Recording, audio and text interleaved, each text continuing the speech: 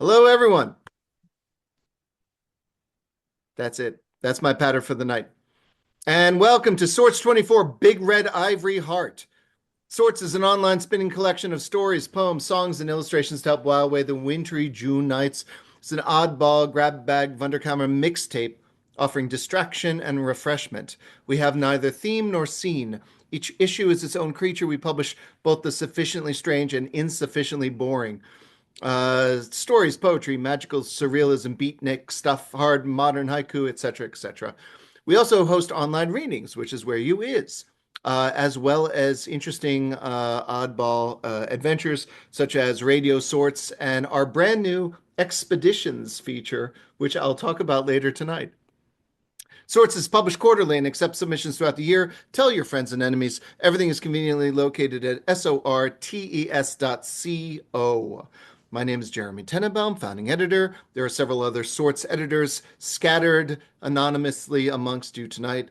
Tonight we have up to 10 performances, but probably less, with a 5-minute intermission halfway through. Each performance is limited to 10 minutes, and we've gone over that, and I'm hoping somebody pushes me. Please mute yourself during readings, but you are required to unmute yourself when a reader has concluded so you can clap and hoot and the reader can hear you and feel wonderful deep down in the reader's hot red beating heart. It's far healthier for the tender psyches of our performers to get some vocal love.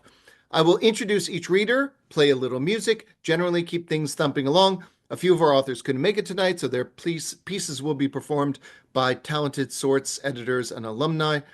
For more information on readers, please see the contributor section in the latest issue of Sorts.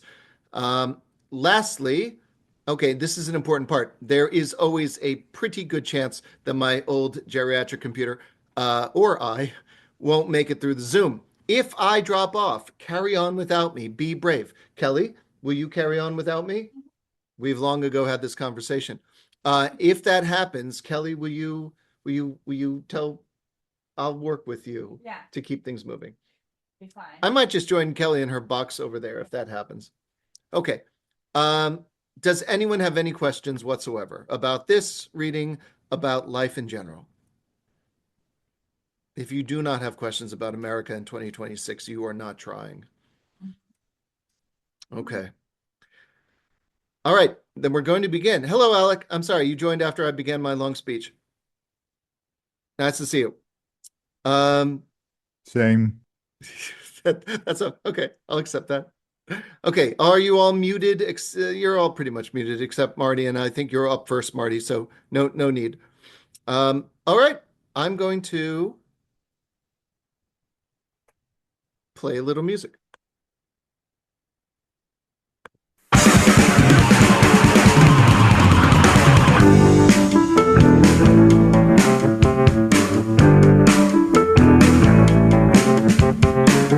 Beauty can be sad. You're proof of that. When the damage is done, you're damaged goods. Martin Perlman was born and raised in Atlanta, but spent his adult life out west in California, Colorado, and now Washington. Previous work has been included in Sorts, as well as Catamaran Literary Reader, Flora Fiction, Emerge Magazine, The Raven's Perch, and 34th Parallel Magazine, amongst others. He wrote what he thinks is a whimsical novel, Thinks Out Loud, a blog at first, from Marrow Press. In non-writing time, Martin likes to try bending notes on the blues harp. Everyone, please clap and hoot for Martin Perlman, please. Woo! Oh, nice hooting. Best hooting. Nice hooting. Okay, hello, welcome, thank you, and everything. This is called Ill Moments in the current issue. I'll read the opening section. Sally Buckland, editor, Retro Fiction Quarterly. Dear editor, my father, assumed deceased, Gene Diamond, had some success as what I believe is termed a mid-list author with such novels as Free for the Tasking, Autumn Lust, and Behind the Square.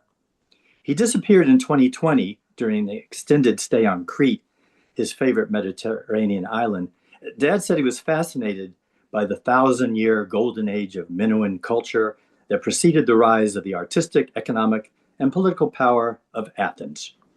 Recently, as we, his family, began steps to sell his cottage on Long Island, I finally decided to open his file cabinets, left untouched till now, and sift through his papers.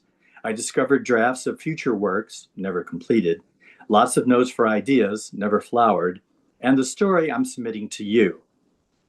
I don't think Ill Moments ever appeared in print or was even offered to an editor such as yourself. Maybe now is the time, and maybe your magazine is the place.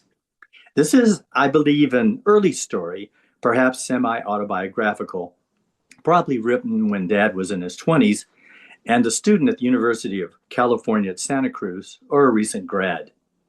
One point of reference is the attempted assassinations, there were two in short order, of President Gerald Ford in September 1975.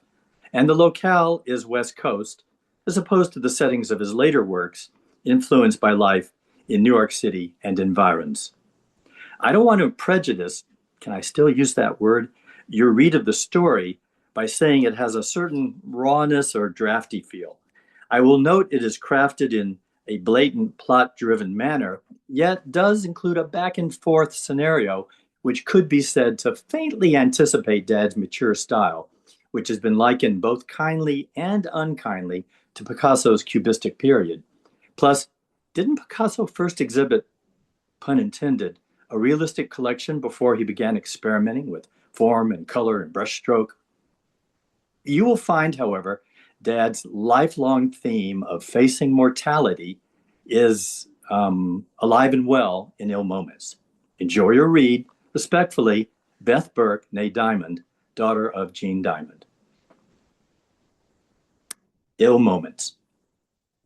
She slept, the top of the sheet drawn comically over her head, a response to stimuli, Nate thought. He yawned. Considering a retreat under the covers in Laurie fashion, he knew defensive measures would be pointless. How did she manage to breathe under there? Carefully angling toward the wall decorated with last year's Sierra Club calendar pictures, Nate listened as Laurie moved, settling in answer to his motions. Managing a slow easing of arm up and out from the blanket, he gently patted the back of his neck. No change. Still there. Sounds of muffled traffic penetrated his consciousness. He noted the refrigerator's low, steady hum from the apartment's far side. The bedroom felt stuffy. Nate had first noticed the abnormality a week ago. One evening while studying, he had absently felt his collar-length hair, running his fingers through it, and wait, what's that? 2 fingers circled back for confirmation, easing over a tender bump high in his neck in what surely had been a valley. He repeated the movement, his head tilted sideways like a curious puppy's. How long had that been there? Funny he'd never noticed it before, or had he? How much attention does one pay to the upper nape of one's neck? Hands crossing and crisscrossing each other, Nate cautiously explored from crown to shoulder blade. On their own accord, his eyes widened. Another soft swelling lay behind and just below his left ear. He suddenly felt uncomfortably warm. The young man stared at the bare, pale wall behind his desk. Returning to his book, he tried reading for a few minutes but couldn't concentrate on an essay about mixed cultural variations and second-generation Americans. Well, enough for tonight, he reasoned. Best to turn in early. He could use the rest. Nate flicked off the high-beam study lamp and dutifully prepared for sleep. After a night of fragmented dreams, he awoke earlier than usual, the sheet and blanket twisted and rumpled about his bed. Still there, friends? He passed a hand tentatively between the pillow and his head. Damn. Since his first class, an urban community course, wasn't until 10 o'clock, he opted to study at the main library. Following a quick granola and toast breakfast for which he had little appetite, he performed his uphill bike climb to the heavily wooded campus and didn't feel overly weak in the effort. That would be a good sign. Locking his 10-speed, he levered his head as if performing a post-ride neck stretch. Friends who greeted Nate as he purposefully walked up the steps to the library seemed like ghostly spirits. Feeling enveloped in plastic wrap, he could tell he was just shy of hyperventilating. Glass and concrete. He forced himself to notice physical structure as he moved indoors. Solid. At a contrived, leisurely pace, he sidled over to the periodical room to create the illusion of cool movement with enigmatic purpose. A feint to allow a meander to the reference section. Scanning the brightly lit room, he found the encyclopedia shelf, ran his fingers along the alphabetical volumes, and pulled out H. Nate carried the book to an empty study table, protectively draped his plaid jacket onto the top bar of a straight-back chair, and after a deep breath, seated himself.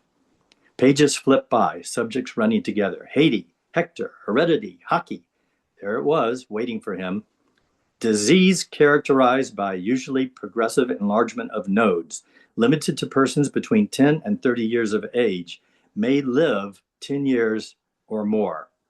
He slammed the book against the solid table, dropping his head as if it had just doubled in weight. The young man performed yet another examination, his hand orbiting around and around, then spiraling forward until stopping, pressed against his Adam's apple. He skipped his morning class and 2 afternoon courses. Wandering, lost in the evergreens, avoiding sidewalks and buildings, he took the measure of his situation. One attractive possibility would be to ignore the disease, stay in the school as if nothing were wrong, graduate as planned this spring, take a post-college trip to ramble through Europe, pretend the lethal condition doesn't exist, and magically it might evaporate into the ether. Inviting as avoidance seemed, non-action would have but one irrevocable result. On a crisp fall morning, he would keel over. No.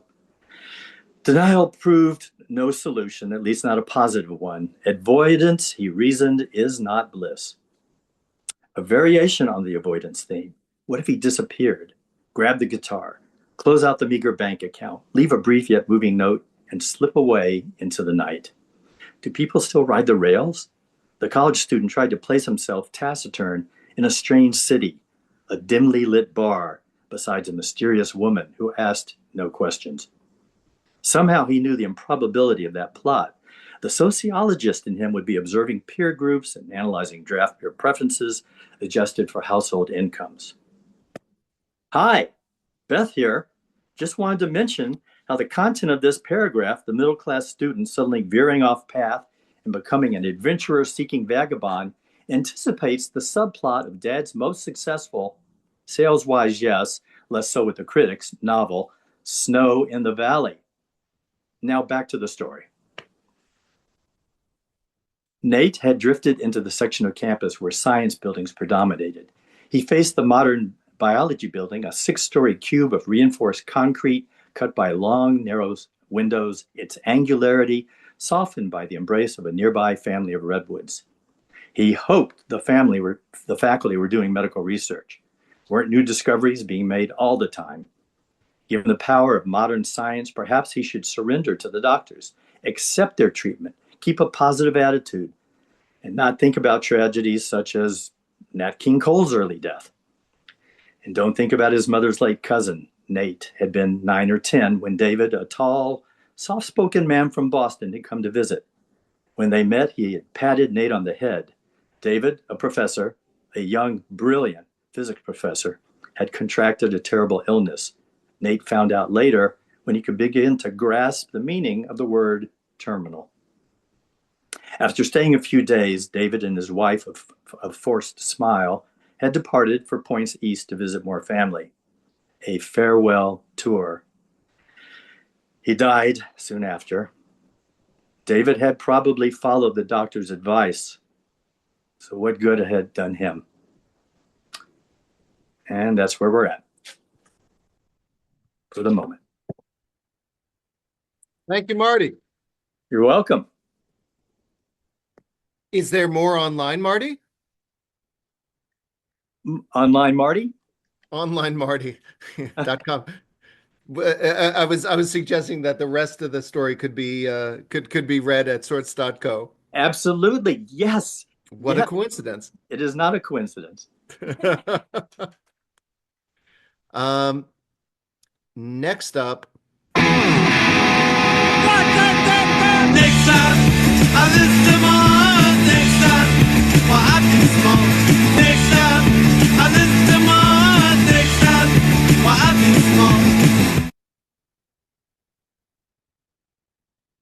Megan Trihey writes about coming to terms with leaving things behind. She worked as a television producer for 2 decades before earning an MFA from Pacific University, where she completed a short story collection. Her stories can be found in the latest issues of October Hill, Smoky Blue, Moriah, and Pattern Recognition. She's currently working on a new collection. Explore all things Megan at megantrihey.com. Everyone, Megan. Thank you. Woo! Um, this is a short story about a couple kind of in like a long-term situationship, and they're going on a road trip to try to get his dog back from his ex-girlfriend. And it's sort of told in a series of vignettes that alternate between past and present tense. And so for this, I smashed a bunch of those together, and so I'm going to read those. It's called His Dog Kitty. He won Kitty in a bet. She didn't have a name. Her first owner could have been the devil himself, Kyle tells me, eyes wide in the passenger seat, sunset glow showing new creases and a weird patch of off-color skin. Like he's a dick, I ask. Kyle hacks, scratches his throat. He rolls down the window and spits into the wind. He's actually very nice. You just get the sense he could rule the world, except he's lazy. Well, what was the bet? Kyle scooches around his seat, turns to the window. Started as darts, he says, and rubs his scruff. He's all butthurt I kept winning, so he asks if I'm any good with knives. Kyle faces me, voice like gravel. We all know that I am. I tickle the rumble strip and veer back. He loves having my attention. So, I glance from him to the road. Get to it, man. What'd the devil make you do? The first time Kyle and I hung out, we truly meant to study. He was a natural at Intro to Ethics and caught me cheating off his test one afternoon, grinned and moved his paper closer. My boyfriend worked weekends at the beach, and when I invited Kyle over, he showed up with a textbook, opened it to a random chapter just in case. I made him spend the first night on the couch, woke to him sleeping on the floor next to my bed, skateboard buff leg propped on the mattress. Sometimes we stayed at his place, did mundane things like laundry, Kyle pushing me down the sidewalk on his board, basket in my lap. One night, wrapped in his comforter, he leaned over, breath muggy with beer. You have to pick eventually, he said. You know that, right? A year after he dropped out of ethics and moved to Portland, I rolled through on a road trip. I followed handwritten directions to his apartment in Southwest.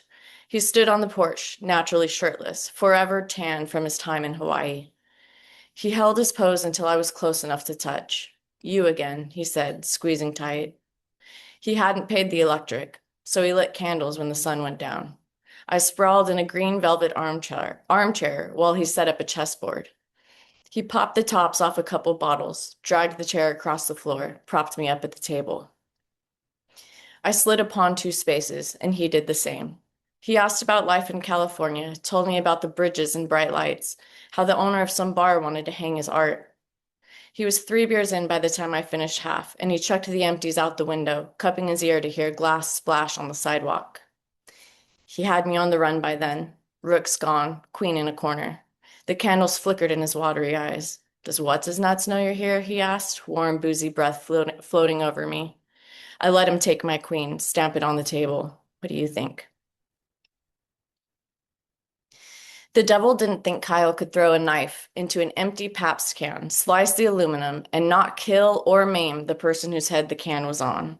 Bullshit, I say, steering with my knee, stuffing the corner of a Taco Bell burrito in my mouth. I flip the wipers from anxious to frantic. I had 3 chances. He crunches into a taco, chomps like a hamster, spastic munching. I only hear with the windows finally up, glass stained with the slime of his mistimed spit. He takes another bite, chews and swallows. So the guy does this, he says, putting his 8th, 9th, 10th, whatever Rainier on his head, slowly letting go. We hit a bump and he grabs the can too hard. A splash lands on his hair and on the console. Well, yeah, basically that. He slurps off the can, sets it in the cup holder. Wait, I say, burrito resting in my lap. Who's the guy? The guy Kitty came from. No, I shake my head. I know that. Who's the jerk-off who let you throw knives at his face? Kyle turns to me and frowns. Not at his face. I tap the steering wheel. I'm asking how you found someone willing. Oh, Kyle leans back in his seat, swallows. The devil just whistled. Kyle mimics, fingers at the corners of his mouth. Literally, and the guy comes out from a dark corner. I hadn't even seen him. I grin. He's game right away, Kyle says, doesn't even question it. He glances at me. The fucking devil, right? Well, how drunk was he? How should I know? Listen. He taps my thigh. 3 chances to slice the can, one way or another. Kitty on the line, I say. Yes. He crumples the wrapper, lobs it over his shoulder into the back seat. Wait, what if you lost? He shrugs, pulls out another taco. I didn't. But just say. I don't want to tell you, okay? I pout, eyes on the white, blurry line ahead of me. Come on. It's embarrassing, he says. For all the time I've spent with Kyle, he's mostly a mystery. Can't tell what's a trip or the truth, whether alcohol makes him happy or fake, if any of it's my business. Tell me, I say, what if you lost? Kyle rests the taco in his lap and sniffs, turns to me. He'd take my soul. Finally single, I made the move up north. Months passed between sightings, and it was as though all the skaters had been raptured, no gravel roll making me instinctively yell his name. I finally spotted him downtown. He wouldn't tell me where he lived, just here and there. His face had gotten horsey, his once square jaw oblong and weary. But he blinked the same, held his natural frown proudly. The county is kind enough to give bus vouchers to cautionary tales like me. He watches me skate without a skateboard, edge of a brick step digging into my soles, arms flapped for balance. I sell them for 2/3 the price at the transit center, he said, free money. Smart.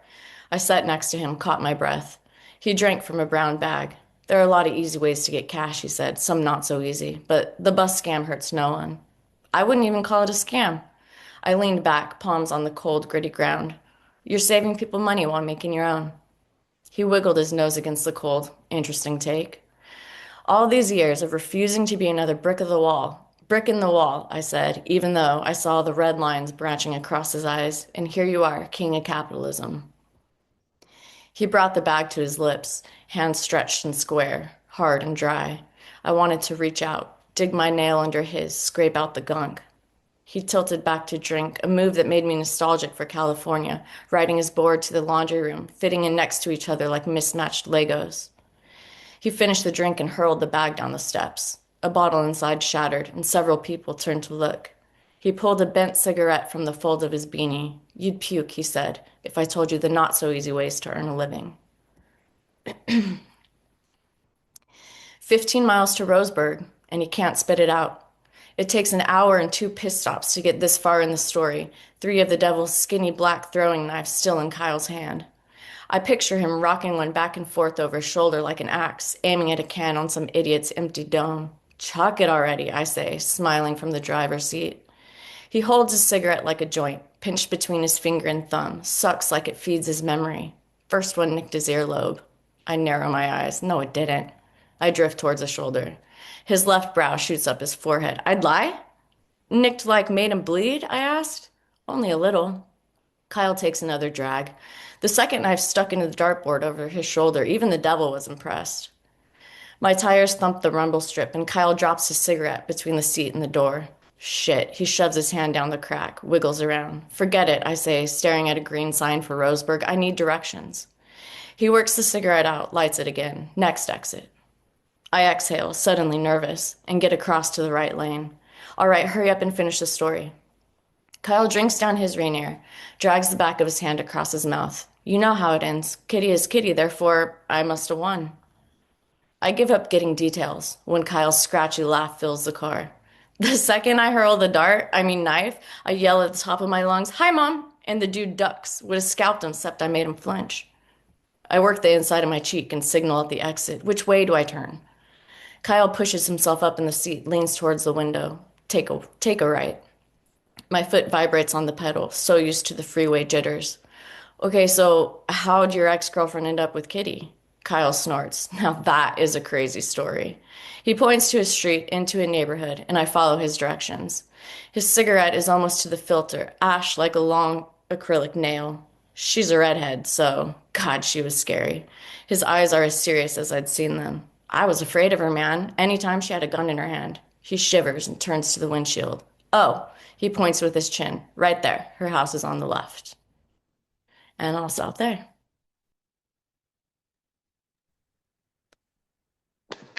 All right. Thank you so much, man. That was really cool. Thank you kindly.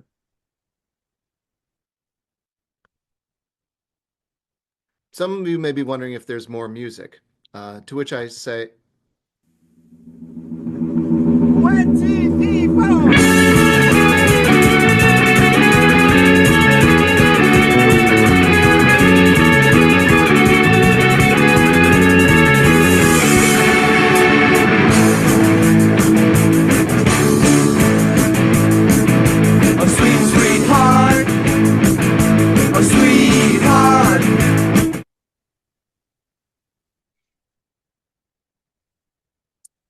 Connor Fisher is the author of A Renaissance with Eyelids, Schism Press 2024, The Isotope of I, Schism Press 2021, and 4 poetry and hybrid chapbooks, including The Unholy Moon from Sallow Press 2024.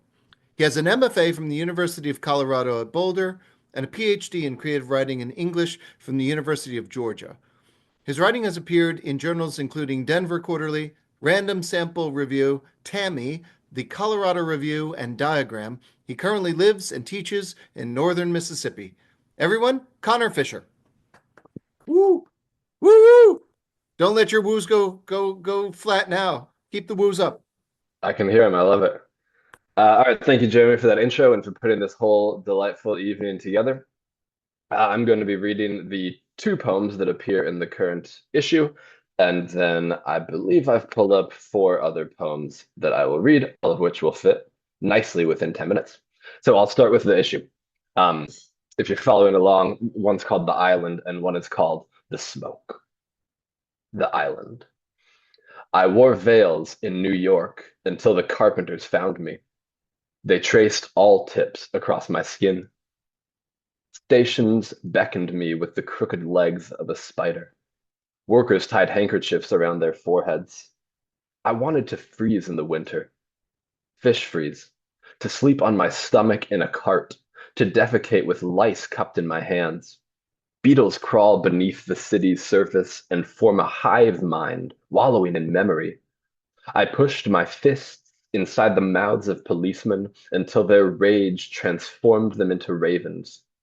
Fit your tongue against mine and we will cleanse the hamlet. The island is round. The island was never flat. This is The Smoke. Moons rose and the burning was terrible. Houses flamed between raindrops. We danced in the smoke and you gave me your mouth. I bit your ears until blood ran. And outside, workers peered through nettles as I stood in the fire. They licked my rough hair like cats. I spoke as an apparition. Where were my eardrums? I surrendered. I cringed like a dog. Is milk poison? Chess is a cloud array. My soul is a bucket of water. Look, rivers spurt. I'm light as a curtain of foam. Bring me indoors. Let me sleep on the rug. My brain wants to be dust. Okay, and I'll read a few poems that are not published anywhere at the moment. This first one is called The Innocents, like Innocents, The Innocents. I disguised myself as a man disguised as a man. I greased my limbs and pressed myself into latex. After the innocents abandoned the fields, I tied knots in a jail cell. I walked a dog caught in a dog suit. The innocents left to compile a book of rodents, but I could not follow their intricate footsteps. My last words were a warning. Lock up the hornets of your heart. I lifted myself from a freight train and walked into the riot. The cacophony of batons and helmets suffocated the brutalists. And just there, eking out tiny lives between the tracks, the lilacs were waiting for me, humming quiet hymns. Their throats were beds of sapphire.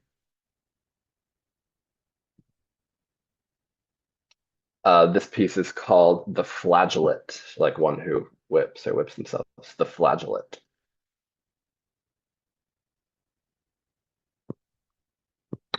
The Flagellate. I'm a machine. When I'm angry, I cry. When I'm angry, I gnaw grass like a horse and vomit. I don't have to drink blood again. I pulled out my eyes and burned them as firewood. My face became its own mask, and I roared with pleasure. My suffering was tender and clear. The new moon stank. I don't have to bathe in gasoline or tear off the spider's arms. If a ladybug lands on my shoulder, I'll grind black coffee beans until my teeth bleed. And after, I'll open my lips to grin. I'll kiss everyone. Then the rings of Saturn will circle me like a woman's arms.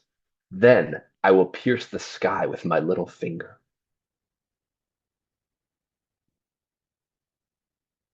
All right, this next poem is called Saints. Saints. I wrapped my eyes in silk and set them beneath horses' hooves. My daughter's eyelids were a myth. When she dies, I'll clone her head. I'll write Catherine on her tongue with my fingernail. I'll place plump oysters in her mouth. This is how saints are made. We galloped from Memphis to the Alps' crevice. Kaylee nuzzled me. She pulled colors from my soul. A mountain was born. The horses held snow between their lips while mice gnawed their legs. I'm a gnat in a little boat. I clung to the tender underside of a glacier. I'm a worm. Let me turn my body to sound. Deer are coming. Just a quick note, in that poem, I referenced Kaylee. I said Kaylee nuzzled me. That is my wife's name. All right, last poem for tonight is called, can I have it? Yes, it's called The Bees.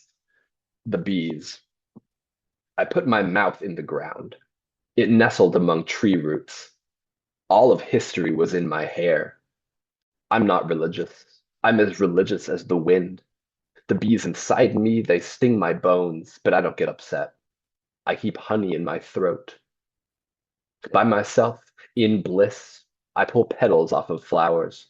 My toes are fish hooks that entertain crickets. I don't need water. I don't gargle. I flutter my lashes and breathe over wilderness. Thank you. Thank you so much.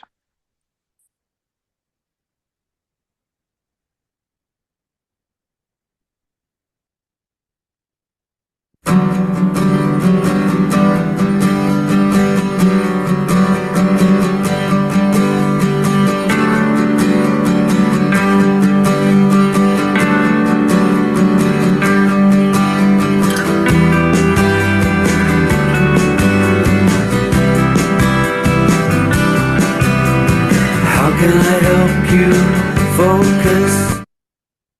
Our next author, unfortunately, at the last moment, was unable to join us. So I'm going to read a tiny, tiny, tiny bit of his work. Joseph Kenyon is the author of one novel, All the Living and the Dead, and his short fiction and poetry have appeared in Blue Unicorn, Halfway Down the Stairs, and Stoneboat. When not writing, he teaches at the Community College of Philadelphia and spends time observing the way light and sounds shift moment to moment in and around us. So I'm going to read the tiniest bit of his story, Mike Nettles' Block of Wood. Mike Nettles, who wanted to be a Taoist, installed a large block of wood in the corner of his front yard, a cube 6 feet tall and 6 feet wide on each side. I curled up on the bench seat in my bedroom window, and I watched the block of wood at night before going to bed. Not because I thought anyone would try to paint graffiti all over it again, but because Mike Nettles was right. The block was constant, consistent, steady, while everything else around it was in chaos. I drew it by not drawing it. I drew the frantic motions surrounding it and kept the center blank or minimal. I wanted to capture its sense of calm, of stillness. Sometimes waking up in the middle of the night with the same fear that struck me when I saw the word unsafely painted on the block. The fear that my parents really didn't like me. I had hauled the duvet from my bed to the bench seat. I'd arranged my position so the block was strategically placed over my right shoulder, in my right eye's line of sight. With the block in view, the fear would lessen, and I might drift back into sleep. I was on the bench seat the night I heard the whoosh of the Molotov cocktail and the shrieking of the car tires. The explosion blinded me. I sat blinking, too stunned to be upset or horrified, but not too stunned to be curious, because my first coherent thought was how the flames engulfing the wooden block made it look like the center of one of my drawings.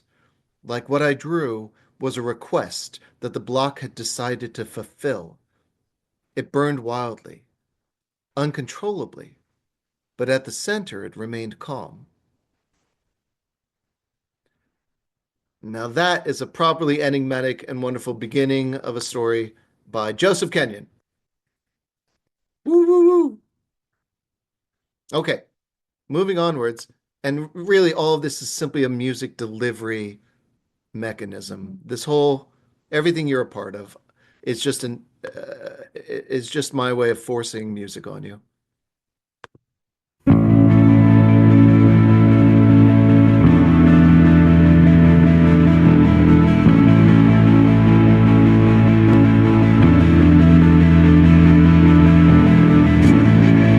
There's gonna be some trouble. A whole house will need rebuilding, and everyone I love in the house will recline on an analyst's couch quite soon. Your father cracks a joke and in the usual way empties the room. Tell all of my friends I don't have too many. Sorry, I was really not going to stop until we got to the chorus. Okay. Robert Hill Cox has been a travel writer for Let's Go, a science writer, Scientific American, a national class marathon runner, and the head of an editorial of a big financial services company, Moody's. He has been a Breadley fiction contributor and Faulkner Wisdom Prize finalist. You know what, Robert? Midway through this, I just realized I'm reading the old version of your bio. I apologize for that. It hasn't changed. It's just gotten older. I hope nothing is like incorrect or that you don't want said, but I'm sorry about that. I recognize that I'm all wrong. No, I'm going to start over. It's my damn reading, and I can start over if I want to.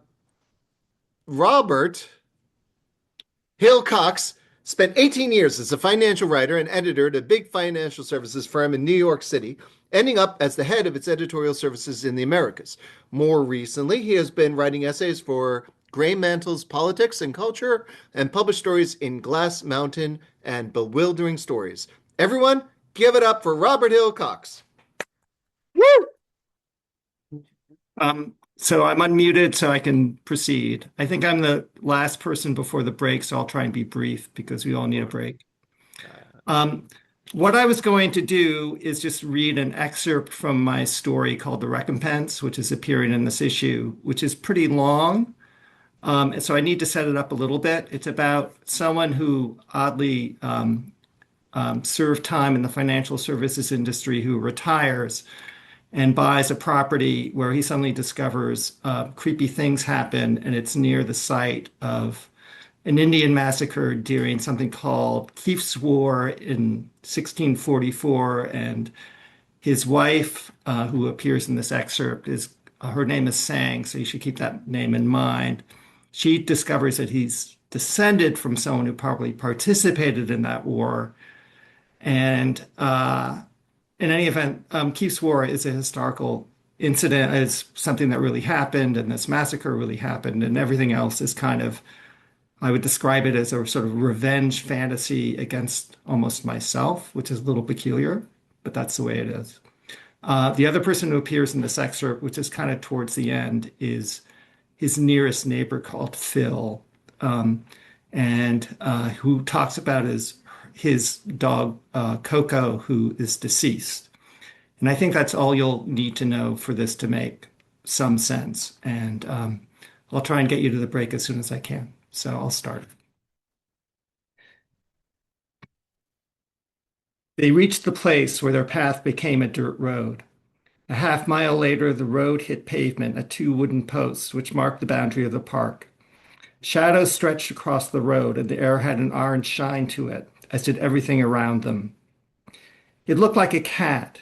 It had a feline air of satisfaction, as well as a feline inscrutable smile. It has a small dark nose, a flat face, long whiskers, some of which sprouted from its eyebrows. It also resembled a dog. It sat on its haunches, front paws tidily next to each other, as if it liked to sit and had been a star at obedience school. It sat in the middle of the road and it smiled across it. Jay and Sang were holding hands and their grip tightened. Jay expected it to turn suddenly and spring into the woods. They slowed. It was no more than 10 feet away. It was both very special and very scary to get so close to a fox. The fox pivoted its head slightly so it could look at them. It slowly dawned on Jay the passivity was a trap. The fox was playing possum. They would cross some threshold and the fox would spring. No surprises or shows of weakness, Jay resolved. The last thing they should do is run. Even backing off might be a display of nerves that would trigger it. They moved to the shoulder of the road. Jay reached down and ran his fingers through the gravel, gathering a few small pieces he might throw. But there was no choice. They had to walk past the fox. One dark eye caught a patch of orange sunlight. A triangle of skin below the eye twitched a couple of times. Its mouth was slightly open, revealing black spots on its gums. The long whiskers came to a perfect circle around its head. It felt like a dare. Reach out, touch me, pet me. I know you want to. I know you think I'm extraordinary. The scariest part was knowing it was still watching after they had passed. Jay expected to hear the cheery click of nails on pavement, then feel unspeakable pain as it latched on. He did not look back until they had reached Phil's house. We need to tell Phil, Jay said. Sang nodded. Phil's truck was parked in front of the garage. Jay called to him from the gate. Jay said a fox on the road wasn't right. Well, I guess we better check it out, Phil said. Phil went back inside, coming out again with a double-barrel shotgun. My Ernest Hemingway gun for when the time comes, Phil said, as he took the lead. The fox hadn't moved, except it was leaning slightly more forward, tilting its head out to watch them. Oh, I know that fox, Phil said. He used to come around and eat the remains of the raccoons Coco didn't want. Phil stopped and cracked open the gun breech. He reached into his jacket for cartridges, thumb two in. He took a step forward, the barrel drawing to within a foot of the fox's face, then inches. Holy Mother of God, Phil whispered. The fox seemed to grin all the more, as if it couldn't be happier about what was to come. Then it sprang, lunging at the gun, first batting the barrel and then trying to bite it, teeth clicking against the metal. The first charge blew the fox back against the road. The second obliterated its head, spraying pinkish debris and skull fragments into a parachute pattern over a good 6 feet of road. Phil used his gun to poke what was left. The gray fur had a beautiful bluish tinge. Phil kicked the fox into the bushes. Shame, really. Someone should skin the poor bastard. Phil couldn't talk. Sang had her face buried in her hands. Well, that's that, Phil said. Good thing Coco's gone, and I don't have to worry about she'd come down with whatever viral shit that poor fucker had. As they walked towards his house, Phil said it might have been dumb rabies, a form of the disease, when the infected animal plays dumb to draw its prey closer to before it attacks, or maybe just distemper. Phil asked them in for a drink, but Sang said they had to get home. As soon as they stepped inside the house, she called her mother. Jay made a simple cheese souffle for dinner. Sang neither touched it nor said a word. Sang sometimes got this way after talking to her mother, remote and distracted. But she also looked scared. So what did your mother have to say, he asked. Sang and her mother had their secrets. When he asked this question, often she'd say nothing. This time she put down her fork, which she had been using to pick at the crust of her piece of souffle. She says you're in great danger and we must leave this house as soon as possible. At least he didn't laugh. He'd have ended up on the couch if he had laughed. And you agree with her, he asked, as neutrally as he could. How could you not, after that fox? And I'll stop there.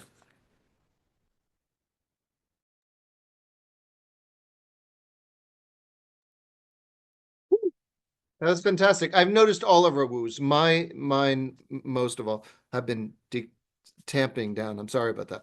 We all should woo loudly. Anyway, that's phenomenal. Thank you so much. That's fantastic. We're going to take a very brief break. It's not even going to be 5 minutes. It's going to be 4 minutes and 14 seconds. And we're going to listen to one song while that's happening. Please get up, stretch your legs, get more something to drink. Don't go away. Please come back and enjoy.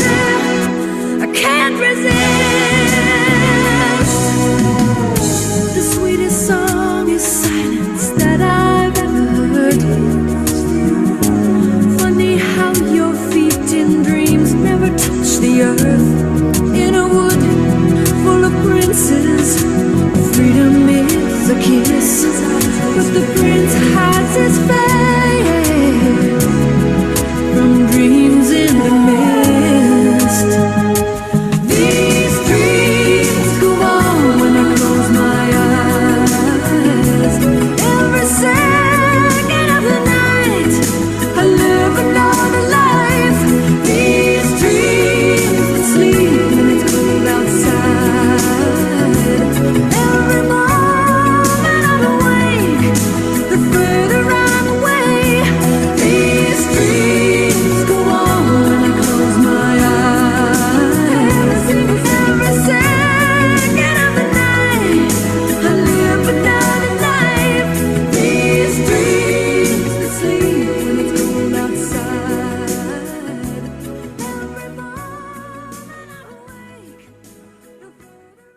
We're back.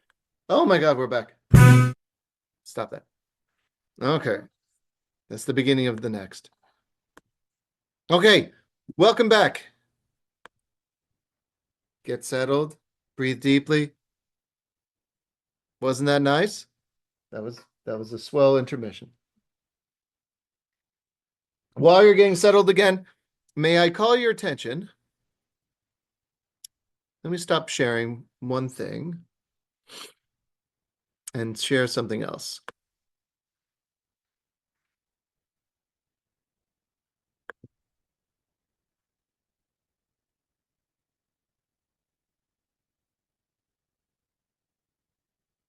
Pardon me a second. All right, we're getting there. We're getting there.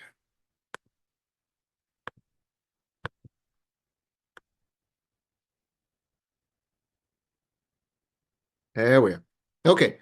May I call your attention to the brand new Sorts Expeditions? Look at that. We are now pioneering a process that perhaps doesn't exist anywhere else in America or the world, in which we daringly explore places that exist and that have, well, been discovered and charted and populated before.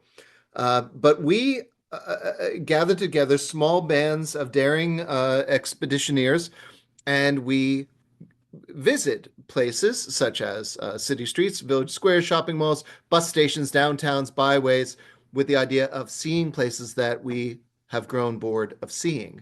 Our very first expedition was to Philadelphia's Passyunk Avenue, and we did this a couple months ago in October, when we could still adventure out. We had a band of 7 or so people, and you see, have this itinerary, and we produced artwork having visited this place. We have documented our adventures carefully with photographs, and we have crafted artwork in relation to our adventures. We have carefully tracked our itinerary, our meetings. We have documented it through photographs, and we're hoping that this is the first of many, many, many expeditions to come. Kelly was there. That was nod a lot if you think that that was a good use of your time. All right, good. Yeah, okay. And so we hope to have other expeditions soon. Okay. Welcome back. If you, by the way, in your home, in your own city, wherever you happen to be, would like to mount an expedition, talk to me, and I'll get you going.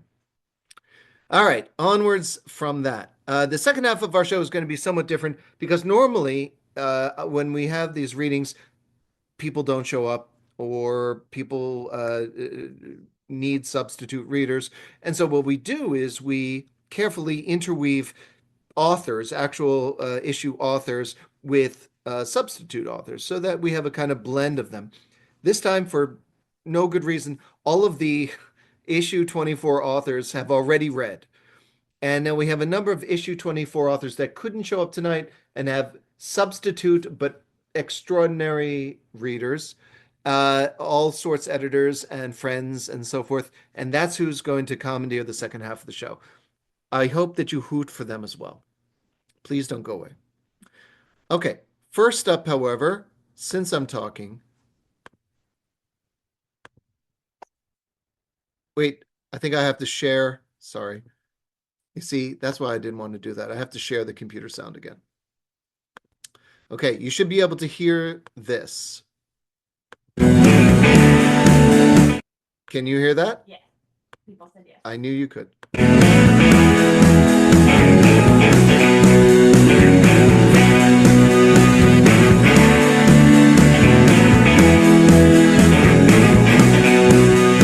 Well, I didn't know what I should do to help myself get over you and mend this heart of mine.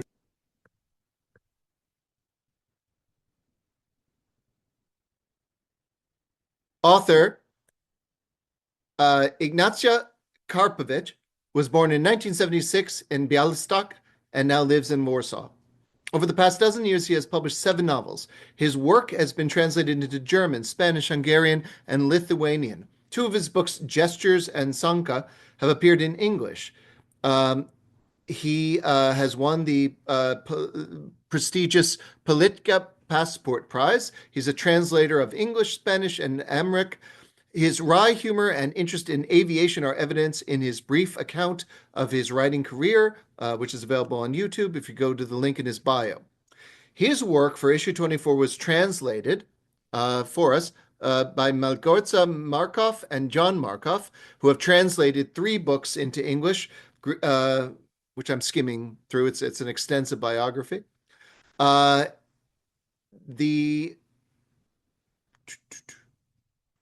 2 translators are now turning translations of fiction, having translated nonfiction. Their translations of short stories have appeared in the British Literary Review Fictionable.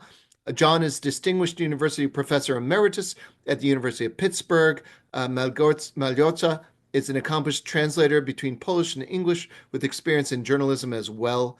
So that's quite a biography for the 3 people involved in that. Unfortunately, the 2 translators and the original author were unable to join us tonight, so I'm going to be reading a bit of the story, and the name of the story is Tuvalu, A Christmas Carol, which seemed like a nice thing to publish around the holidays. Rather than read a bit from the beginning or the bit at the end, I've decided to just jump around and read every few paragraphs, and let's see if this works for you and me. Okay, ready? I was flying from Australia to the Philippines, or perhaps to Fiji, or to Hawaii. I would have to check my notes. Due to some problem, a mechanical failure, meteorological disaster, a woman giving birth aboard, I would have to check my notes. The plane had to make an emergency landing. The plane was nosediving, and the engines wailed to a high and false note, mimicking the 70s group Exotic Trio. Outside the window, I saw individual plumes of waves, then something that looked like fly shit in the shape of a drawn bow, without a string, appeared in the distance. The plane turned toward this fly shit. Turn may not have been the right verb. Crashed would be much better. The locks in the luggage compartments gave way, and the bag spilled out all over our heads. It was a genuine shower of chocolates, alcohol, perfumes, Christmas gifts. Alas, the plane landed. I mean, its wheels touched the runway and bounced several times. This kind of landing is called a kangaroo landing. Somehow I was not surprised. After all, I was flying the Australian Airlines Qantas. Maybe it is their tradition, an emblem. We have a white-tailed eagle, they have a kangaroo. And as far as I remember, a kangaroo can't fly, just like a kiwi. Close to a kangaroo, both in geographical and cultural sense. The plane finally came to a stop. All the passengers that had appeared in multiple colors during the boarding now simultaneously turned green. One of them started to clap, and his sparse applause was followed by more and more hands, and suddenly in the climax of clapping, something was howling without a pause. The fuselage broke into half. My head hit the back of the seat in front of me. The evacuation slides were inflated automatically at the emergency exits, just like water slides in any aqua park. We were evacuated very efficiently, some with accidental bottles of alcohol in their hands. However, it was a great relief while sliding that our feet and asses hit the asphalt and not water. The airport personnel did not interfere with the evacuation. I don't even know if they noticed the landing at all. We, 127 passengers and 11 crew members, got together, forming a tight group. We all smoked cigarettes. Even those who didn't smoke, smoked. We shared bottles of duty-free alcohol. We survived the crash. Such a survival in one piece deserves a celebration, or at least a serious hangover. Unfortunately, no one took any interest in us. There were no fire trucks, ambulances, or we'll fix that when I do the post-production later. There were no fire trucks, ambulances, or police or customs officers. There weren't even any thieves, because nobody wanted to rescue or save us properly. One of the pilots decided to take matters into his own hands. He told us all to walk toward the terminal buildings, that is, toward the shacks covered with sheet metal. They could be anything, from a brothel to an airport. In the building, we found 2 customs stations. I write found, although we didn't look for them. Unfortunately, the customs representatives were not present. I summoned up the courage and got into the box in which there should be, I repeat, should be, a customs officer. There were 2 stamps on the counter, one with a free 1 month visa and the other with today's date. I decided to let my fellow travelers into Tuvalu. I meticulously stamped their passports with 2 stamps, one with the visa, the other with the date. Each time I made small talk with a smile. Hello, may I help you? Occasionally I added, purpose of trip, business or tourist. Usually I heard, no, just a crash. So, have a nice day. Never Qantas, I responded. Never Qantas. We were very amused with this customs control. But it was I who had the most fun. I stamped almost 140 passports. Mine was the last one, and the ink was very pale. I left the customs box and said, claim your baggage anyway, if you dare. Qantas. I was met with applause louder than after the landing. Or landing. All right, I'm going to stop right there. Hooray for me. Next up, a little more music, and then a little more something else. 1, 2, 3, 4. 2, 2, 3, 4.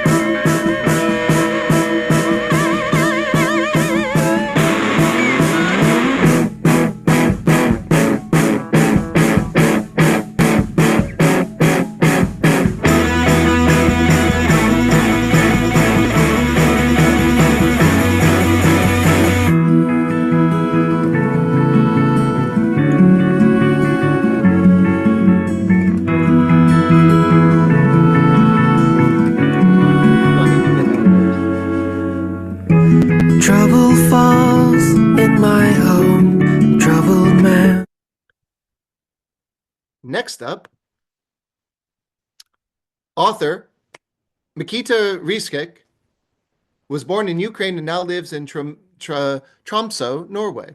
He was nominated for the Pushcart and Touchstone prizes. He has been published often in both Ukrainian and English journals, including Tipton Poetry Journal, Stone Poetry Journal, and Neologism Poetry Journal. His book, Tomboy, will be published in 2026 by Lost Telegram Press. He cannot be here tonight, unfortunately, so he will be read by Kelly Ralabate. Woo! Yes. Get the applause first, then push me out of my seat. Woo! Here you go. Okay. Wait, I need to. Great. Okay, I'm going to read the 2 poems that were in the latest Swords issue. First one is called About How Time Ran Out. I said goodbye to death like fire. I won't warm anyone anymore, and I won't burn anymore. Some sea bones washed up on the orange shore. The worn-out animals came out of their bodies. A cloud floated up, and my eyes became clouds. I don't The second poem is called Once in Night. Mirrors talk to silent, immobilized shadows. The corpse wrapped in a blanket does not move either. And that's it. That's it. That's it. Woo! Switch again.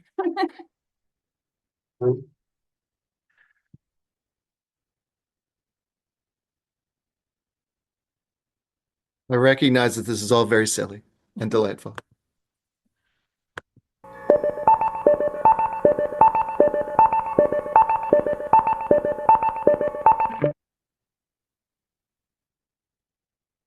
Author Sergey Bolmat lives in London. His short stories have appeared in such publications as Big City Lit, the Villesen Herald, Litro Magazine, Vensum, Ghost Parachute, The Inquisitive Eater, Broken Pencil, and some others. In 2024, Wild Wolf Publishing, a small press from Newcastle upon Tyne, brought out his novel, What's Mine? Unfortunately, Sergey could not be with us tonight, so his work will be read by Sorts editor Meg Munro. Everyone, Meg Munro.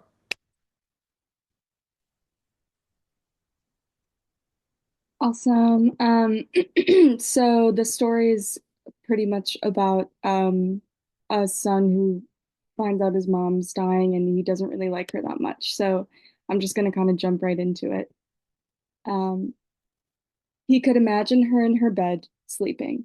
Maybe she was already in a coma, he thought, or drifting in and out of consciousness, whispering some gibberish under her breath. Probably she couldn't understand what had happened to her. A couple of days ago, she was still young, relatively speaking, a mature woman full of life with many plans, busy with appointments, preoccupied with her everyday routine, maybe sunbathing or going for a swim.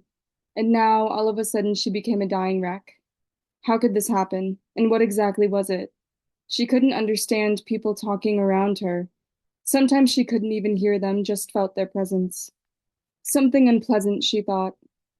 She was all right, and then something snapped inside her generally healthy body. She had never felt old before. She had never even thought much about her age. Sometimes she felt tired, but that was different. Now she felt numb and full of pain at the same time. The pain she perceived as a distant echo ready to burst the dam and to flood her from top to toe with unspeakable agony. And she was afraid. She was scared to death. She had to admit, no shame in that. Something really bad was approaching her. Very quickly, she became so tired of her fear she could hardly breathe. And it wasn't death. She wasn't afraid of dying. Afterlife, she thought, that could be fun. But this sensation of complete and utter abandonment, this was something else. Is this hell, she thought? Is this what religious people imagine as a place of punishment full of darkness and fire and all that scary stuff? Weeping and gnashing of teeth or whatever? Gnashing of teeth didn't sound that bad, did it? It could be these minutes before death, she thought, with a strangely cold and idle detachment, a relief of sorts. When you understand how horrible a human being you actually were, where you see all your flaws, sins, and mistakes ballooning, magnified tenfold, thousandfold, turning into crimes, maybe even remembering true crimes you probably committed, which you had gone to great lengths to forget, but had studiously swept under the rug. Time stops, she thought, and it can be eternity, the eternity of solitude and regret, your individual dreadful underworld.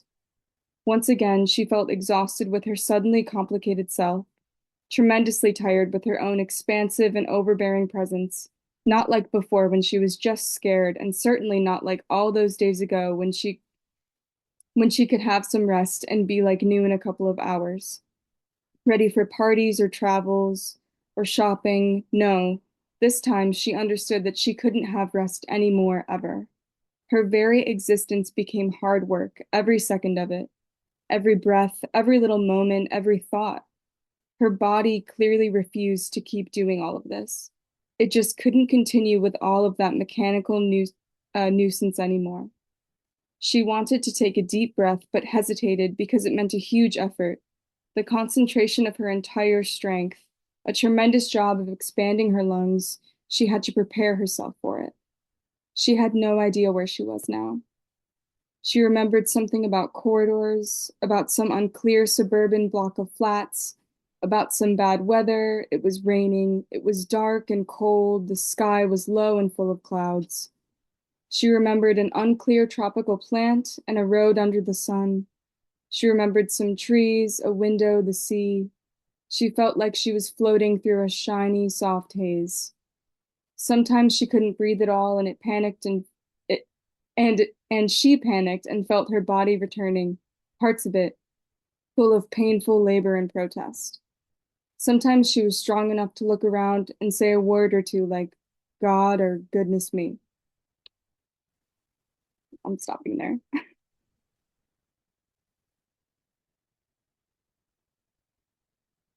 Noticed you've all been getting very lazy with the unmuting in the second half of our show. You know that. I know that. We we can correct this. I feel very domineering tonight. Yeah. I feel like we should redo the second half of the show to get more applause for mostly me. It's true, but some others too. Mubashir, Noor, moonlights as a no, hold on. Got the order all wrong. Got to do this first.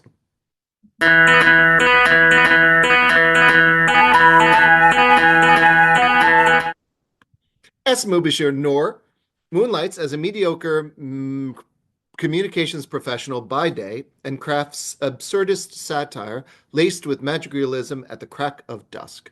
A Pakistani expat based in Malaysia, he enjoys photography, sharply sketched TV shows, and the fleeting euphoria of reaching his weekly word limit. Word count, sorry, not limit. Unfortunately, Mubashir could not be with us tonight, so his work will be read, some of his work will be read by talented and experienced sorts expat Emily Zido. Everyone, Emily Zido. Woo! Hi. I really enjoyed this story, so I'm glad that I get to read you a bit of it tonight. I'm going to put on a timer. I'm also excited to partake in a sorts expedition at some point. Keep me posted on the next one. Let's get into it. So by S. Mubashir Noor, the marigold named Miriam. Our shrine of marigolds is famous around the world. Tourists from far and wide say the copper-toned flowers sing to them, soothe their souls. The one called Miriam never withers. Lalu runs the place now. My best friend, he was once the undisputed village idiot. Now he travels around the world to war-torn areas and plants marigolds. He shares with them the story I'm about to recount, a story about keeping faith in a faithless world. It happened on a summer night after Isha prayers, amid the blackout because of war. Not a light was seen in or around my wee border village, except here and there the tiny amber glow of lit cigarettes, dangling from the lips of a few shadowy sentries garbed in lungis and sweaty white undervests. The air breathed cowpat and mossy grass with whiffs of peat. It sometimes carried the soft mooing of Auburn cows, and the bleating of spotted goats, and the whimpers of our lonesome stray dog. Oh, and the soft gurgling of some old-timers hookah, providing the bass to the nearby concerto of crickets. I lay on my creaky hemp charpoy near the hand-painted sign that announced our village. My locked palms were a hammock for my head as I stared blankly at the half moon etched in a murky sky. The charpoy rocked when I shifted, unsteady on soil grooved deep by tractor tires and budding with miniature yellow-orange flowers, marigolds. They had been sprouting up everywhere without reason. Curiously, a constellation of butterflies had also swooped into our village in the last week or so, falling into our vats of milk and frying up in our open fires. As for my charpoy, it threatened to topple over each time I took a deep drag on my own cancer stick, the fourth in a row. Health didn't preoccupy one much when a missile with your name on it could fall out of the clouds at any second. The great tragedy of war was that it erased all humanity and rewound its glorious progress. But an even greater tragedy was a stupid war that forced us into nightly blackouts in the age of satellites that could count the moles on our cheeks. Why the army and its boomer generals thought we could forever live in the nostalgia of 1965 was beyond most of us 20-somethings. After all, their mascot, the dowdy songstress Noor Jehan, was long dead, and her dated anthems only dusted off for National Day parades. Dead also from the recent shelling were a quarter of our livestock and a few bums who insisted on chasing after incoming rockets for spare parts they could scavenge for pocket change. Honestly, we just wanted our nightly fix of TikTok videos while dipping snuff or passing around some bitter moonshine before the first inch of daybreak brought us back to the reality of tending to our crops, bickering over whose donkey had soiled the other's sword, and praying the monsoon rains didn't magnificently wash away our year's toil of mustard and maize.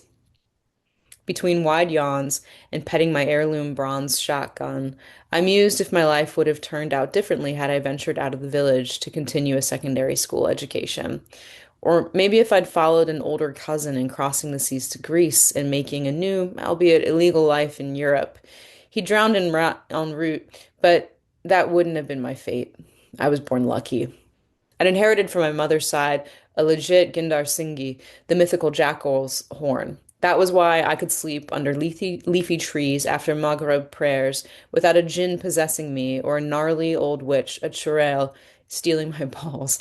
It couldn't have been more than half an hour since my eyes grew heavy when a bright beam of light suddenly hit my face and almost blinded me. Then, It was gone. I sat up at once and leveled my shotgun. Though my eyes were blurry from the trauma, I spotted the strange glow jagging around in the distance like a wild buck. A flashlight? The air raid sirens were silent and the village was still. I sighed and shook my head. Who had drunk themselves silly tonight and gone about pissing in the bushes? I oughta. The faint rustling of slow-witted footsteps started somewhere in the darkness. Accompanying it was a sour scent akin to green, unripe mangoes. I gulped and checked the Gindar Singhi strung around my neck. Something about the way those feet landed with an awkward pause had hastened my heartbeat. My talisman should protect me in theory, but I didn't care to test out its potency on an authentic evil spirit seeking vengeance on the world. Was this the village kids doing? Though I'd scolded them many times, those spoiled brats kept kicking the unmarked graves near the tube well. Granted that internet speeds had lately gone to shit, but that was no excuse to disrespect the dead. More footsteps, this time behind me, quick and steady. The shape of a slight man became sharper. He was furiously waving at me to lower my gun.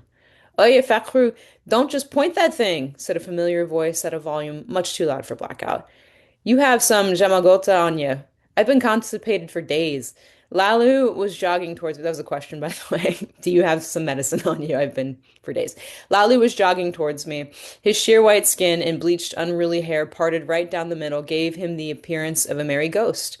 The proud owner of an off-key tea stall. He was my best friend because he'd never teased me about my flipper-like feet. His tragic exploits were legendary throughout the district. He once fed us donkey meat overlaid in samosa stuffing, calling it the best beef he'd ever tasted. His generosity earned him a caning from the mosque imam. Then the imam had us all declared as kafirs until we recited the kalima thrice and donated without haste to his madrasa, which also served as a snuff packing factory. Shh, I said, there's someone out there. Where's your vial of Zamzam water? He proudly pointed to the string around his neck. Get a hold of yourself, Jigar, he said, slapping my shoulder. Must be some pervert having his way with a she-goat. No goat lover is waving around flashlights, you fool, I answered in a testy voice. Lalu cocked his head to one side and listened intently. His large satellite dish ears always picked up things no one else could, often to his detriment. Hein, that's new. A series of glugs, followed by the smacking of lips. They sounded so clear, as if their source stood right beside us, but wasn't. I ignored the suspension of the laws of physics and grimaced in annoyance. Breaking the curfew, How dared they have fun while I was having a hard time protecting this place? Lalu armed himself with a jagged plank of wood that was strewn about the grass. I bet it's the barber's son, he said in a conspiratorial whisper. I never trusted that kid after he beat me at cards. I could beat you at cards, I said coolly, and I'm worse than Chaka, Noor, who can't tell a cat from a jackal. You're all just... I shushed him and gestured toward the misshapen bushes a mere stone's throw from us. Someone had just burped like a bloated bull. My grip tightened around my gun. Once dawn breaks, we'll bathe the culprit in boot polish and parade them around the village. Agreed? The village. Agreed? His eyes grew big with excitement. Yes, it's high time someone inherited my throne. I gave him the side eye and snorted, fat chance. The next thing we knew, a bright burst of light fell on us, forcing us to shade our eyes. Putar, what city is this, son? Asked a cheery female voice. I rubbed my eyes to make sure what stood before me wasn't a poltergeist. An old woman, at least in her 7th decade, was waddling towards us. She wore a purple shalwar kameez with patterned yellow flowers that looked most familiar. In one hand, she held a giant plastic bottle of fizzing soda, while the other bore a steel torchlight the length of her arm. I scratched the back of my head. This made no sense. Why would someone of her age be roaming around this late? Was she a Shirel? No, her feet weren't turned the wrong way. And the rest is online. Check it out. It's a really nice read and a smooth story that I enjoyed a lot. Woo! Damn well executed. Thank you so much, Emily. Thank you very kindly.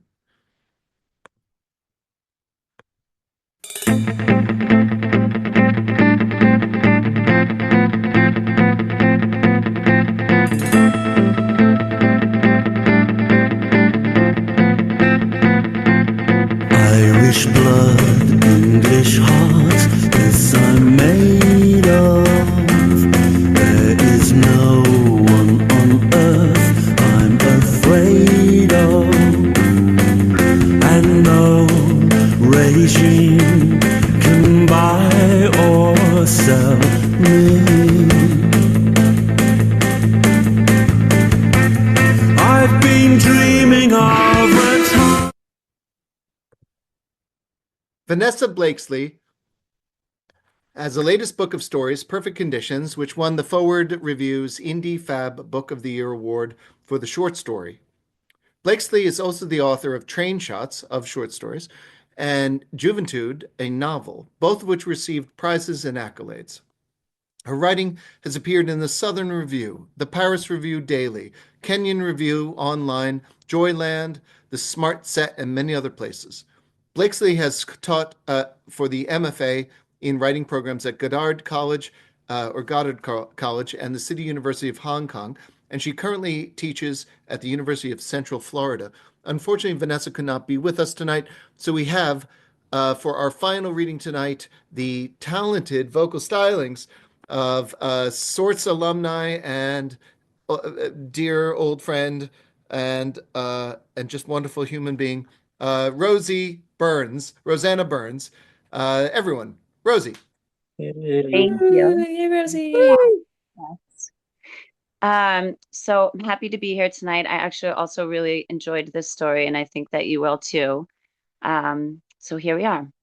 Malocchio by Vanessa Blakeslee. Josephine, summer heat, and the reek of kerosene. They invaded the upstairs rooms together, Antoinette, and behind her, Rosie, sloshing the pail of putrid stink, Rosie's bracelet, once Antoinette's, hovering above the liquid. Sometimes Josephine took the bracelet, but Antoinette made her give it back. A tiny girl of 7, stubby-fingered, with unruly black hair crowned by a widow's peak, Josephine wanted to be protected by the bracelet's powers, inside its circle, saved by the cheap coral charm, a princess, a good lady adorned with a red twig. Antoinette ordered Josephine aside, shoved the bed frame from the wall, bundled the sheets, and slid the mattress into the hall. And Rosie kept dousing the coils and slats, a ritual of summertime. There were too many bed bugs. Sometimes, before dawn, Antoinette was awakened by the children's whimpers and kicks as the insects drew blood. Then the children cried. Josephine was ravaged. Her ankles and forearms were a wild strawberry patch, her skin broken and streaked from scratches. Antoinette did not feel misery. She felt lightheaded from the fumes, like someone watching her body move, haul mattresses, yank frames. Secretly, she didn't mind the heady smell, the burning in her throat and nostrils and eyes, the staving off of hunger and slight queasiness. In the fog, her limbs felt heavy. She could disappear, and so could her grief and her longing for their father to come home. She looked at Rosie's thin wrist, flicking the pail's handle, and the charm glistening from the kerosene splash, and the sunlight swirling rainbows on the surface when the pail came to rest. And above the pail, Rosie's face, awaiting her instruction. But it was not the olive-skinned complexion shared by the rest of their brothers and sisters, but paler, the eyes lighter brown, like a northern Italian or an English girl. Rosie's hair was slippery and straight, unlike her sister's. She was the prettiest. Rosie's cheeks underneath the tan of yard work were the deep coral of the twig charm. Antoinette had given Rosie the bracelet for protection. It had been a dusty late afternoon, the month before, July. Antoinette was gathered with the 4 younger ones in the road, halfway to the bend, where they watched their father disappear, a black dot, his work clothes tied in a sheet slung over his back. That morning they had watched their Zios and cousins shoulder their stiffened mother from the dining table and into a pine box, and the box into the ground. Only a few hours had lapsed between the funeral of one parent and the loss of the other. But their father had to return to Bethlehem and the steel mills. He would send money and promised to return every few weeks. He rested a hand on each of their heads, one by one, like a priest, imploring them not to worry, repeating the old saying, Casa sua nomina guerra. Home yields no war. He put Antoinette in charge. She was the oldest. When she begged him not to leave them, he had told her she must do it, and she knew she must. In Italy, girls were married at 14, became mothers. She had to be their mother now, until Pop could come home. But he had no sooner vanished when Antoinette struck the first of her small failings. The children had not wanted to return to the house empty of parents, to eat on the table that still bore the weight of their mother's ghost, the stench of the corpse's decay still heavy in the air. Frank, 12, kicked stones in the dirt. Nick, almost 3, wriggled and wailed in her arms until she set him down, and he toddled after his brother. Josephine clung to her big sister, Rosie, both of them, unmoving. Antoinette did not want to go back either and face the pigs which needed feeding, the goats and cow which needed milking, but she prodded the children toward the house. At the farmhouse where the Dutch family lived, the woman was hanging wash. She abandoned her basket and caught up to them, touched Antoinette's shoulder. "They could have your father arrested, you know," she said. Antoinette shrugged her off, walking. The woman's blue eyes were strange and watery. She stuck out her arm, blocking their procession. "I only mean if you need us, we're here," she said. She clutched her hip, apron pinched full of clothespins, surveying them. She grazed Rosie's chin with her thumb and said, "This one keeps getting prettier and prettier, eh?" and drew away, up her steps. Antoinette darkening with the knowledge that she was supposed to do, say something, but failing to remember what. Grief had suffocated her words, and the bark of English had never come easy to her. She had quit school 2 years before and worked at a blouse mill under her mother's recent pregnancy, and everyone spoke Italian in town. Rosie caught fever and chills, was confined to bed for 3 days and nights. Not until late into the third night did Antoinette remember the Dutch woman's remark about Rosie and the Malocchio, the evil eye, and Antoinette felt herself grow smaller with guilt and shame at her forgetfulness. How could she have forgotten the Malocchio and her mother's instructions so quickly? How many times had their mother spit into the dirt after an aunt or neighbor had praised the looks of one of the children? Even an ordinary person could give the Malocchio to another with one admiring glance. The power took over, and the eyes acted as if on their own, out of control of the owner's will. Their mother had performed many rituals to ward off the evil eye throughout their childhoods, and again 2 weeks before her death. The pregnancy had not been easy, and perhaps Maria Philippa Cascario Capone had sensed she might die. But how to remember what to do, the correct order of the steps? Antoinette worried on her way downstairs. Was grief so powerful that it could erase the simplest knowledge, even when she wore the red twig on her wrist? The Malocchio could strike at any time, but victims were most susceptible during life-changing events, especially pregnancy and birth. And pretty girls were always at risk of catching the envy of others. No wonder Rosie was so sick. If Rosie got worse or died, Antoinette would be to blame. Except the Americans would blame their father for leaving his kids alone and would take them away. In the kitchen's shadows, Antoinette hunted in the drawers and shelves, arranged the olive oil, bowl and water and pitcher on the table. The dark scared her, with the house creaking and the rats rumbling in the walls. She prayed to her mother and to the Virgin, the warmth of the kerosene lamp dancing across her chest.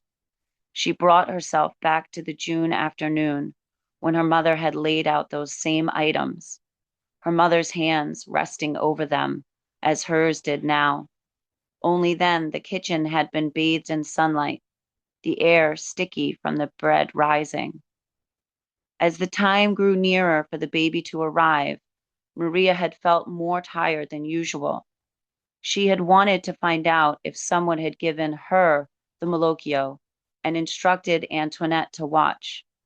Maria set the dish on the kitchen table, filled it with water, and blessed the dish, repeating 3 times, Malocchie nijnsate, tresande, mayutate, que pas in alocchie, akia fatute, lochie a Maria. Next, Maria uncorked the glass bottle that held the precious olive oil, rare to find in America and expensive, so the Italian women used lard to cook with instead. She placed a few drops of oil into the bowl, saying that if the Malocchio had struck, the 3 dots of oil would separate and bubble. Antoinette did this now, straining to spot the oil in the dim light, but there had been one more part to test. Why had she not paid better attention? She studied the items before her.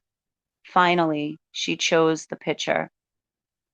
Maria had added a small amount of water to the bowl. When she set the pitcher and gazed into the bowl again, she gasped. "The baby has the evil eye," she said. "If the oil spreads quickly after adding the water, then you know you have it really bad." After Antoinette added the water to the bowl and it didn't separate, she exhaled in relief. She thought she remembered the next part. Her mother had shown her how to arrange 3 pieces of ferrato, a fork, spoon, knife, even a scissors if nothing else was available. Now Antoinette thought she could hear her mother's voice, and the long ago day and present night became one, and Rosie would not die. Place them next to the bowl. Make the sign of the cross over them, starting with the fork. Repeat the saying over each piece of ferrato 3 times. Antoinette touched her forehead 3 times with the liquid from the bowl and repeated the magic, saying like her mother had done. And I'm going to stop there and hope that you read the rest and the exciting conclusion of Malocchio. Yes. And while we are clapping, may I please have a round of applause and hoots and such for all of our readers tonight and all of our authors who couldn't be here. Martin Perlman, Megan Trihey, Connor Fisher, Joseph Kenyon, Robert Hill Cox, Małgorzata Markoff, and John Markoff, translating Ignacy Karpowicz, read by me. Mykyta Ryzhykh, read by Kelly Ralabate, Sergey Bolmat, read by Meg Munro, Mubashir Noor, read by Emily Zido, and Vanessa Blakeslee, read by Rosanna Rosie Byrnes. Thank you, all of you, and thank you to all of you, you wonderful heartbreakers. Woo-woo. Thank you. Yeah. Yeah.